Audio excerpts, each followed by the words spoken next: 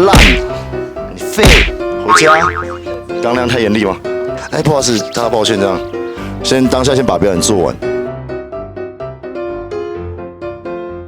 因为其实我们本来蛮排斥当评审这个工作的，因为我们想说因为我们知道很多像这种歌唱节目都是很会唱歌的选手，但是我们能给的意见不是那种在唱歌里面的意见。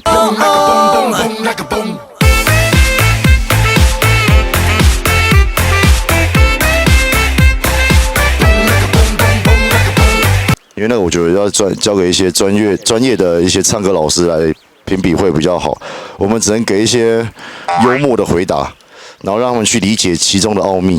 就是我觉得你忘词或是你发生表演失误的时候，那都还是你的表演。对啊。像我刚刚就发生一个失误，就是我麦克风掉了，对，然后就赶快捡起来继续唱，就这样而已。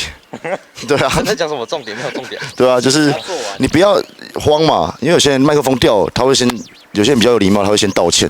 哎，不好意思，大家抱歉，这样你就不要做那些嘛，因为你就还先把事后再道歉。对，当下先把表演做完。其实我觉得每位参赛者，有些人唱歌是兴趣，有些人唱歌是开心啊，有些人唱歌是为了想要当职业的。我觉得每个人出发点不同，我觉得给建议，我觉得会比较没办法真正去让他们了解说。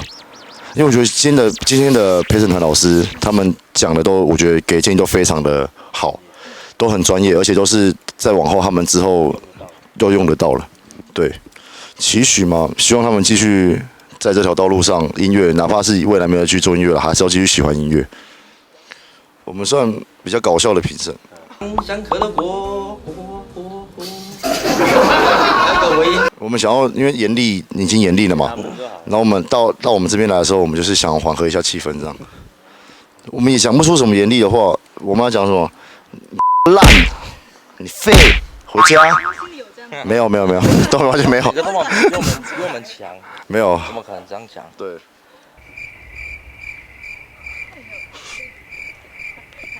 刚那样太严厉吗？不好意思。没关系。我是比较看重氛围跟表演舞台的整个表演。我是看声音跟编曲吧。编曲关屁事啊！也是要选好啊。哦，对啊。那我就看歌词吧。像刚《飘向北方》有改编，歌词的部分是看有没有忘词那类的。歌词讲的好不好？那也不是他们写的啦。对啊，不是啊，编曲他们像《飘向北方》，因为我很没资格去评审。我讲真的，我最烂。我就烂，要烂大家一起烂。那有什么打气的？氛围好了，氛围就看得舒服就好了啦。哎呀，哪部分你会看？我们有时候像我有时候忘词，就大家看得很好笑，就开心就好了嘛。